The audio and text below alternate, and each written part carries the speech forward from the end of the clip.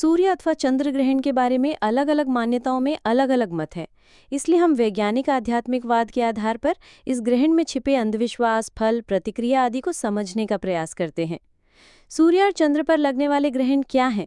इस संदर्भ में अब तो प्राथमिक शाला के विद्यार्थी भी बता सकते हैं कि चंद्रमा पर पृथ्वी की छाया पड़ने और सूर्य प्रकाश को उस तक पहुंचने में बाधा पड़ने का दृश्य ही चंद्र ग्रहण है। इसी प्रकार सूर्य के प्रकाश को पृथ्वी तक आने देने में जब चंद्रमा व्यवधान उत्पन्न करता है तो उसे सूर्य ग्रहण कहते हैं। पर ऐसी मान्यता सदा से नहीं थी। खगोल विज्ञान का उपयुक्त ज्ञान जब तक सर्वसाधारण को नहीं था, तब तक मात्र अटकलों और किंवदंतियों के सहारे ही तत्विषयक समाधान किए जाते थे। ग्रहण के समय याचक लोग शोर मचाते, ढोल बजाते और निकलने वाले दैत्यों की भर्त्सना में जोर जोर से अपशब्द कहते सुने जाते हैं। धार्मिक लोग उस समय विशेष रूप से जप तप और दान पुण्य करते हैं। विश्वास किया जाता है कि राहु केतु नामक दैत्य सूर्य चंद्र पर आक्रमण करके उन्हें निगलने का प्रयत्न करते हैं। जितना अंग उनके मुंह में घुस जाता है उतने से ग्रहण दृष्टिगोचर होता है। इस प्रताड़ना से इन देवताओं को बचाने के लिए दान पुण्य जप तप काम आता है। इसलिए कृतज्ञता निर्वाह के लिए वैसा करने की आवश्यकता समझी और पूरी की जाती है। चीन देश में मान्यता थी कि आकाश के दोनों सिरों पर ड्रैगन परिवार समीत बसते हैं। जब परिभ्रमण करते हुए चंद्र सूर्य उनकी समीप से गुजरते हैं तो वे दैत्य उन पर टूट पड़ते हैं। मनुष्य लोक का शोर सुनकर ही वे डर कर भागते और इन देवताओं को मुख में उगलते हैं। यूनान में भी ग्रहण को दैत्यों का आक्रमण माना जाता रहा है। अमेरिकी रेड इंडियन और अफ्रीकी हबसी उस समय सूर्य चंद्र के बीमार पड़ने की किंवदंती पर विश्वास करते हैं। अन्य देशों में उसे भेड़ियों, कुत्तों, बाघों, सांपों का आक्रमण होने की मान्यता है। प्रशांत के तरहती द्वीपवासियों की कल्पना इन सबसे अनोखी है। वे सूर्य को प्रेमी और चंद्र को प्रेमिका मानते हैं और कभी सुयोग मिलने पर उनके मधुर मिलन की बेला को ग्रहण मानते हैं।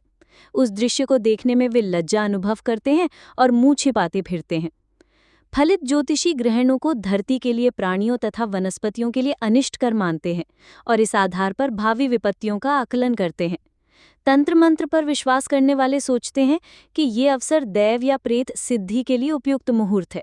उस समय वे वैसे ही विधि विधानों में प्रवृत्त रहते हैं। अमेरिका के आदिवासियों के विद्रोह को शांत करने के लिए भी कोलंबस ने ऐसी ही चतुरता से काम लिया।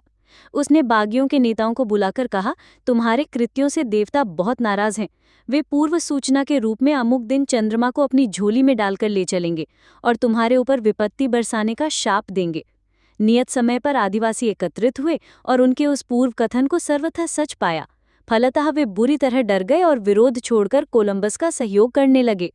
अंधविश्वास किसी भी विचित्र घटना के साथ जुड़ सकते हैं।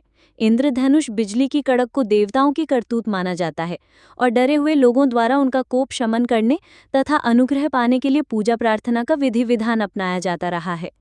ग्रहण भी ऐसे ही देव विग्रह का एक स्वरूप समझा जाता रहा है और कई बार तो उस मान्यता से चतुर लोगों द्वारा लाभ भी उठाया जाता रहा है। चीन के ज्योतिषी अब से 4000 वर्ष ग्रहणों की भविष्यवाणियां करने लगे थे।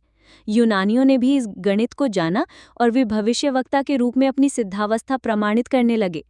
एक बार तो उन्होंने इस आधार पर एक बड़े संकट को टाल देने जैसा लाभ भी उठाया। यूनान के मीडीज और लाइडियंस के बीच जोरदार युद्ध छिड़ा हुआ था। ज्योतिषी बेलीज ने इन दिनों बड़ी चतुरता से काम लिया और घोषित किया कि इस युद्ध से सूर्य देवता अत्यधिक कुपित हैं और अपने रोष का प्रदर्शन करने के लिए वे 28 मई सन 585 को काले पड़ जाएंगे। इस संकेत में उनका अभिप्राय ये होगा कि युद्ध करने वाले यदि रुके नहीं तो उनके ऊपर दैवी प्रकोप बरसेगा और तहस नहस करके रख देगा। भविष्यवाणी सच निकली। सभी ने सूर्य को दिन दहाड़े कुपित होते और काला पड़ते देखा। फलतः सन्नाटा खिंच गया। सैनिकों ने हथियार डाल दिए, युद्ध रुका और तत्काल संधि हो गई। भारत के ज्योतिषियों ने ग्रह गणित से ये जान लिया था कि 223 चंद्रमासों अर्थात 6545 दिनों बाद ग्रहणों की गति चक्र की पुनरावृत्ति होने लगती है। इस सिद्धांत के हस्तगत होने से हजारों वर्ष आगे के सूर्य चंद्र ग्रहणों की भविष्यवाणियां करना संभव हो गया। इसी आधार पर ऑस्ट्रिया के देवज्ञ थियोडोरा अपोल्जिया ने एक विवरण पत्र में प्रकाशित किया, जिसमें भावी 8000 सूर्य ग्रहण और 5200 चंद्र ग्रहण की तारीखों और घंटा मिनटें दी गई हैं। इसमें 7207 से 2162 तक के निर्धारण छपे हैं। वस्तुतः इन सब की पृष्ठभूमि भारतीय ज्योतिष शास्त्र ही रही है। सूर्य ग्रहण की बेला पर वैज्ञानिक शोधों के निमित्त बड़ा अनुकूल माना जाता है। आमतौर से दिन में तारे नहीं दिखते, पर यदि किसी गहरे कुएं में झांक कर देखा जाए तो पानी की परछाई में दिन के समय भी तारे देखे जा सकते हैं। इसका कारण कुएं के भीतर उस सूर्य प्रकाश का न पहुंचना है जो धरातल पर चारों ओर छाया रहता है और तारक दर्शन से आंखों को वंचित रखे रहता है। यही स्थिति सूर्य ग्रहण के समय भी होती है। यदि उस समय खग्रास हो अथवा अधिक ढका हो तो प्रकृति की उन विलक्षणताओं को खोजा जा सकता है जो सूर्य की सामान्य गर्मी रोशनी के कारण देखने, समझने, पकड़ने में नहीं आती। भूतकाल में कितने ही महत्वपूर्ण अनुसंधान सूर्य ग्रहण की अवधि में ही संभव हुए हैं।